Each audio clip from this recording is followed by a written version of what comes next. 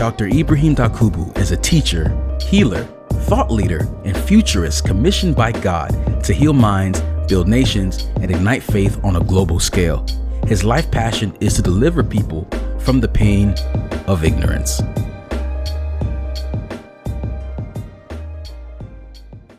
Today we're going to talk about the hierarchy of needs. The hierarchy of needs. I'll be drawing from Abraham Maslow's hierarchy of needs.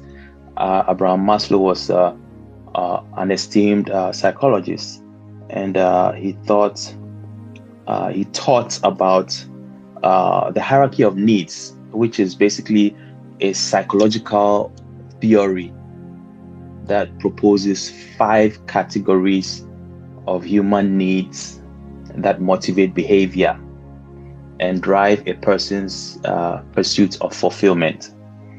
Whatever assignment you're given is a pursuit of fulfillment. So it's important to understand the categories of human needs that motivate behavior. These are proven scientific modules based on research. And so these are facts. And of course, we'll be dealing with this in a spiritual context. We're talking about wellness, all-round leadership. That's what this Big Ups to Dream Chasers leadership podcast is all about. It's about all-round leadership, factual evidence to be well and to be established in all the 9 dimensions of human wellness. And you know what these 9 dimensions are. We've spoken about it in previous episodes. And so we are going to look at this hierarchy of needs based on Maslow's concept, but from a leadership lens, from a leadership lens for the marketplace, for business, for ministry and for mission. You see, Maslow's hierarchy teaches a simple but often ignored truth. People cannot ascend to purpose if they are struggling to survive. That's the basic premise. You see, great leaders, whether spiritual or secular, they lead from bottom up, not top down. See, you can't discipline a hungry man, for example. It's very difficult to discipline a hungry man. It's very difficult to inspire a fearful employee. And it's very difficult to mobilize a burnt out volunteer. Why am I using these examples? These are all drawing from people's positions on the hierarchy of needs. So if you ignore where a person is on the hierarchy of needs, it will be very difficult to win with them. You understand? So this hierarchy of needs was depicted in like the form of a pyramid, with basic needs at the very bottom and higher level needs at the top. And so these are the needs. At the very base of the pyramid is the physiological need. What is this talking about? This is talking about food, shelter, sleep, and other survival needs. That's why I gave that example when I said you can't discipline a hungry man. Yeah, the person is thinking about basic survival, how to eat food and live, and you are telling them you need to be disciplined. They won't hear that. They have to first eat before they will hear you. So that's why, to have an effective ministry, even ministry, where you go out to minister the word to people, you have to be practical and productive. What do I mean by that? That's why most evangelists, when they go out for missions, they go with medical supplies, they go with food, they go with supplies and provisions. It's very important. because you're going to tell them about Jesus, but they haven't eaten, so they may not hear you. Yeah, you can say, you can condemn them to be carnal. That's your own problem. But if they haven't survived, how are they going to pay attention to hear you? So that just talks about where they are on the hierarchy of needs. Amen. Before they can comprehend things that have to do with transcendency, they first have to live. They have to be fed. So that's a physiological need: feeding, shelter, sleep, and other survival needs. The second level is safety. So this is talking about security, stability, and freedom from fear. Some form of security, safety. Understand? Then we go one notch higher. That's love and belonging. So this is talking about relationships, friendship, intimacy, acceptance. Okay. Then we go one notch higher. We go to esteem, self-esteem. So this is talking about respect, recognition, status. Everybody has all these needs. That's what we need to understand. Then we go one notch higher, self-actualization. So this is where, achieving one's full potential and creativity and all of that is concerned. And then there's actually a fifth one that has been added to some of the newer models that talks about transcendence. Talks about transcendence, living for something greater than yourself. So this is where we talk about legacy. So everybody is on a different level of this hierarchy.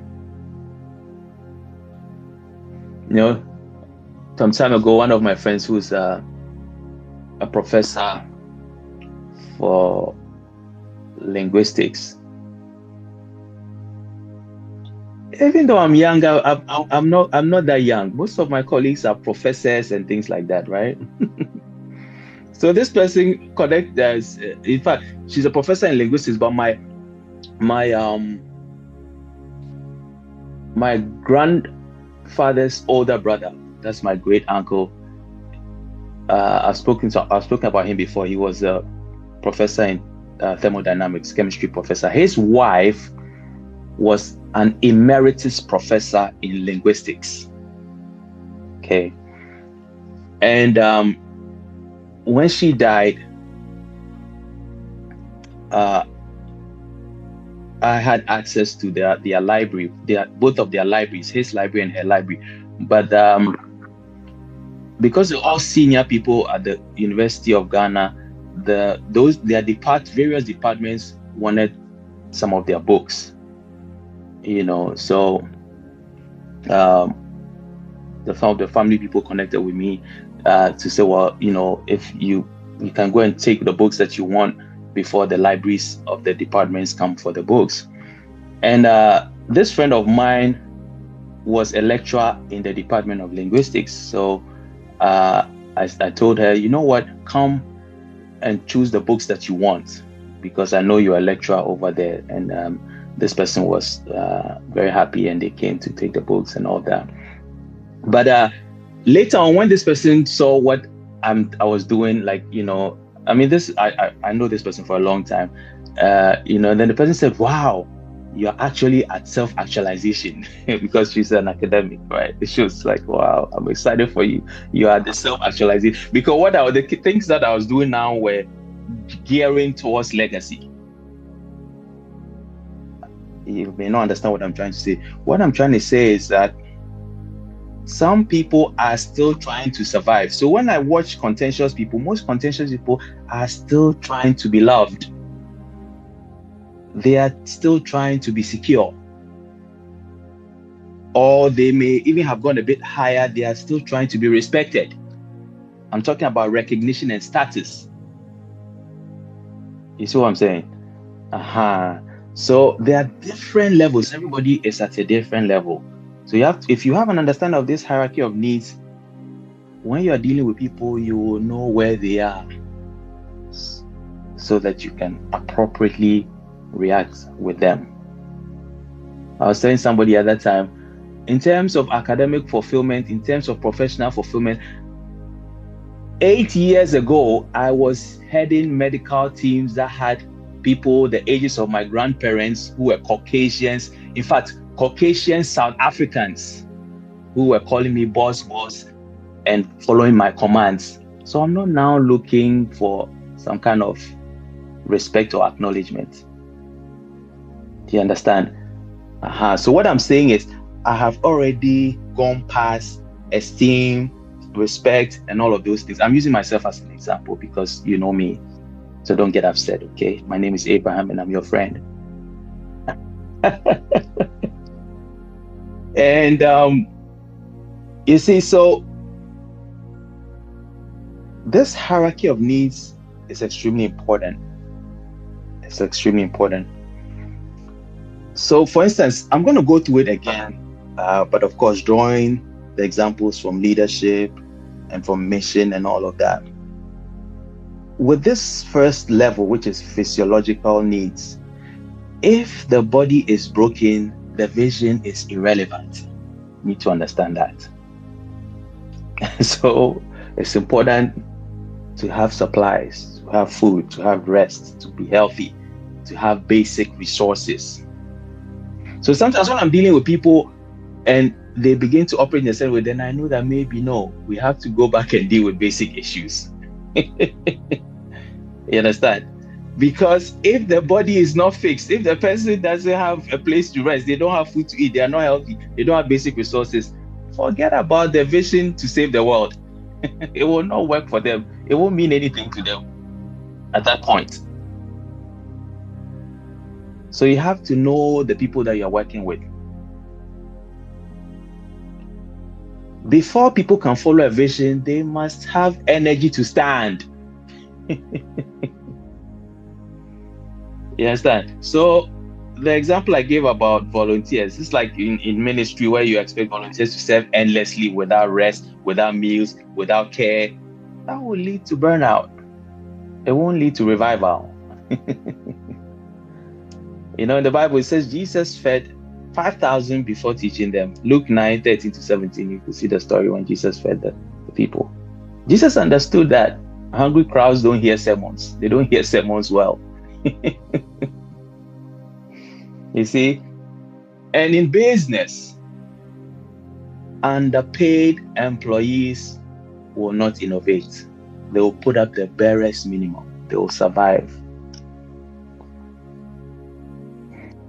Long hours without rest will produce compliance, the barest minimum. It will never produce creativity. You see, burnout is dangerous. So what I'm saying is, a tired team will never carry a timeless vision. That's why earlier today I was talking about tiredness. I had to deal with it because Holy Spirit was revealing it to me. So we have to deal with it. You understand? Both spiritually and practically. That's how to maintain momentum. So the second level, which is the safety needs, people will not risk faith where they don't feel safe. That's the truth. Where people don't feel safe, they will never risk their faith. Security, stability, trust, protection, these are essentially important to carry any vision forward. I'm talking about leadership, you know. People thrive where fear is absent and where trust is present. That's how people will thrive. And if we're looking at it from a ministry perspective, the churches where the members feel rejection, gossip, or even spiritual abuse, those places will never grow because the people will never grow healthy leaders. You can never grow healthy leaders like that. So as a healthy shepherd, you have to be able to protect the sheep, not frighten them. You know, so that's why even when I'm giving disclaimers, I always try to be very clear and as human as possible and as practical as possible, so that no one misunderstands what I'm doing for fear. I'm not trying to frighten you or intimidate you or threaten you. No. That's why I always break it down to the barest practical level so that everyone can understand. If it were you, how would you look at it? Very simple. Because as a shepherd, you have to protect the sheep, not frighten them. God didn't lead Israel by intimidation. Yeah, he led them with a pillar of fire. Revelation, light. And so in business, employees need job security. They need fair policies. And they need predictable leadership. A toxic culture kills productivity faster than even budget cuts. We need to understand that. Okay? And so where fear rules, faith flees. Faith will disappear. So it's very important for people to feel safe and secure. Now, let's go to love and belonging. People don't commit to organizations. They commit to relationships. You know, during the episode where I spoke about the 7 leadership principles, I spoke about this. Connection, community, acceptance, these are extremely important. Whenever you feel disconnection, you have to deal with it appropriately.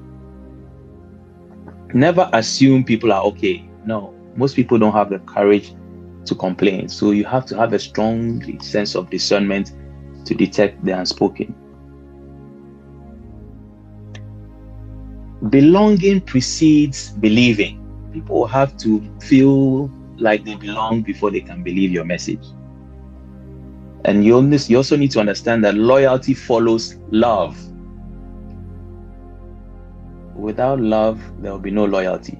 So basically, you can't bully anybody into loyalty. No, you can only love people into loyalty.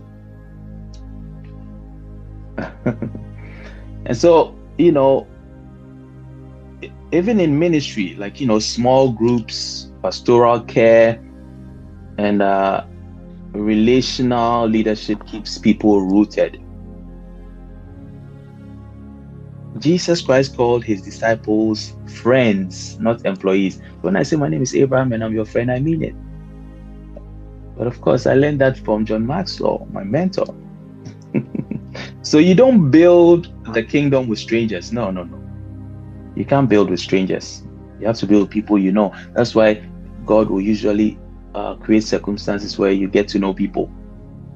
You can only be productive with people who understand you, who know you. So sometimes that's why most of the time I tell personal stories. You have to be open and transparent so that people will understand you and know you for who you really are. Then they can connect appropriately. In business, strong teams outperform talented individuals who feel isolated. No matter how talented a person is, if the person is isolated or feels, they may not even be isolated, but if they feel isolated, they may be unproductive. So it's very important to build strong teams where the culture is strong, organizational culture is strong. You know, so basically, the culture can eat up the strategy. I'm telling you. No matter how many strategies you have, if you don't curate the workplace culture properly, there may be issues.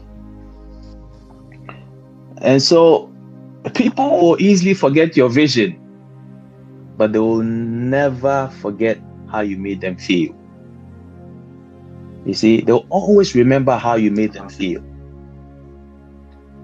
Now let's go to the next level, which is esteem. You know, honor fuels ownership. Honor will fuel ownership. So I'm talking about recognition, value, dignity, achievement. People rise when they are seen, not used and abused. When people feel used and abused, they will not rise up to expectation. So as a leader, you need to affirm people publicly. And as a spiritual leader, you need to affirm spiritual gifts publicly. So, I mean, if you take your mind back, you'll see how I operate with people when we are discussing stuff. Sometimes I allow people to harness their gifts, to express their gifts, and I talk about people's gifts. You understand? Because it's important. It's important to affirm spiritual gifts publicly as a spiritual leader. I'm talking about ministry insight for ministry leaders who may be listening. See, the Apostle Paul constantly honored co-laborers by name. If you look in the Bible, Romans 16. So, correction without affirmation creates rebellion or resignation. We have to learn how to rebuke. We have to learn how to correct. The Bible says rebuke with love, not malice and contention. So no matter how spiritually strong you are as a leader, you have to have the heart to love people. Because people only function where they feel loved. No matter what your revelation is, if people don't feel safe and loved, they will not accept it.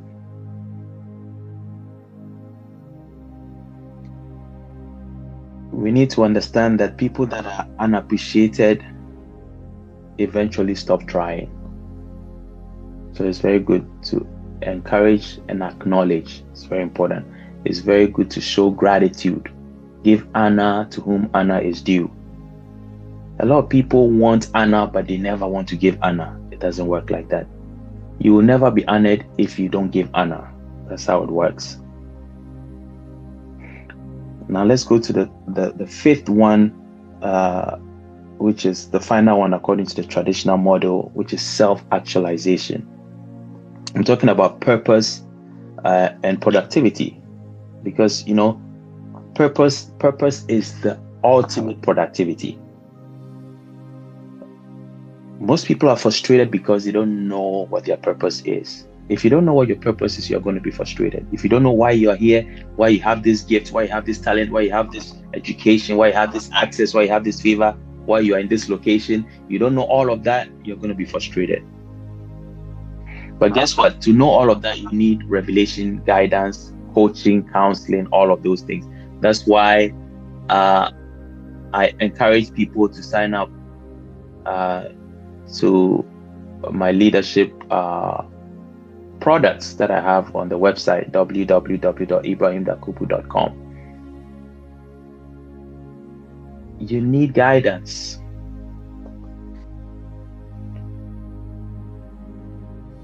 Great leaders build leaders and they release them. They don't build followers. They build leaders and they release leaders. You see, the church system was gather people to yourself and control them and feel important. No. The apostolic model is to build people up. You can have an apostolic hub, build people up and release them for impact in the world in their specific areas of specialization. And so that's where discipleship comes in. That's why I'm so big on discipleship on the spiritual level. In the secular level, I'm big on mentorship, guidance, leadership, all of that. Because the real problem we have in the world is a leadership problem. We don't have enough good leaders. If we have the right leaders, the world will change for good. And so God is raising transformational leaders, as you hear me talk about all the time. God is raising transformational leaders for transition periods. We are in a transition period right now. And so the most important commodity right now for this earth is good leadership. Talking about transformational leaders. Yes? Now, when we talk about discipleship empowers people to live their God-given calling. Discipleship is not for control or domination. No.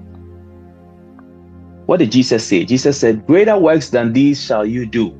Yeah, Jesus was building them up, and he gave them the assurance that they will do greater things than they saw him do. So true ministry is not control, it's commissioning. That's what true ministry is. It's only insecure people that want to gather people to themselves and control them. That era is over. We are in an apostolic age. God is going to anoint apostolic hubs where transformational leaders will be built up and sent to transform the world. When people find purpose, performance naturally follows. And so that's why you hear me say big ups to dream chasers. You know, when you find your purpose, you will naturally be productive. There's a bonus point on the hierarchy of needs, which Maslow later added, which is transcendence, as I mentioned earlier on. It's not on the original hierarchy. But basically, transcendence means living for something greater than yourself. You remember I was saying something about we've entered a new trajectory of transcendence, and with that, transformational leadership and all those phrases, that's what it's talking about. Transcendency, that's spiritual ascendancy. That's what transcendence means. Oh Lord. So this is where faith, ministry, and kingdom leadership, this is where they reign supreme. People don't just want access. They don't just want success. What they actually want is significance. That's what their souls crave. That's why the millionaire who hasn't found purpose is still not satisfied, because he hasn't found significance. Of all the millions, he doesn't know why he had the millions. As long as a person hasn't found the greater purpose for their existence, they are not going to be satisfied. And so this is where giving back is essential. This is where serving others is essential. This is where leaving legacy is essential. I can tell you, by God's grace, as young as I am, this is where I am right now. I'm talking about legacy. I'm talking about serving others. I'm talking about giving back. Because I'm trying to be like Jesus Christ, the Master. Jesus mastered this level. What did he say? He said, whoever loses his life for my sake will find it. This is talking about mastery. This is talking about transcendence. And so I'll be rounding up with some final nuggets for leaders, CEOs, leaders, pastors. You cannot demand spiritual maturity from people who are still fighting emotional survival. I'm going to say that again. You simply cannot demand spiritual maturity from people who are still fighting emotional survival. So that's what I mean when I say you can't be empowered if you're not healed. You can't be empowered if you're not delivered. And when I say delivered, secular people will be saying, well, what's that? People may feel uncomfortable about that. What that simply means is holding on to faulty beliefs. You can't be empowered if you're still holding on to faulty beliefs. Deliverance is not only demons coming out, it's also faulty beliefs disappearing. You cannot build vision where dignity is absent. You can't do it. You can't lead upward without lifting people first. You can't do it. So, great leadership mirrors God's method. Number one, he provided. Number two, he protected. Number three, he connected. And then he affirmed. And then he commissioned. That's the model of leadership. So, what I've just described is Maslow's hierarchy of needs, which is a psychological tool, but this time with a mantle. So guess what? God does not bypass human needs to release purpose. No, he doesn't do that. He transforms them through crushing in order to produce new wine. We are in a season of new wine. And with that, we need to have the right wine skins. So Maslow explains human motivation. But guess what? The gospel of our Lord Jesus Christ of Nazareth redeems it. Maslow shows what people need, but Christ shows who people become. And so new wine is not produced by comfort, but by intentional crushing under divine care. Thank you so much for listening. Big ups to Dream Chasers. Arise and shine. Shalom.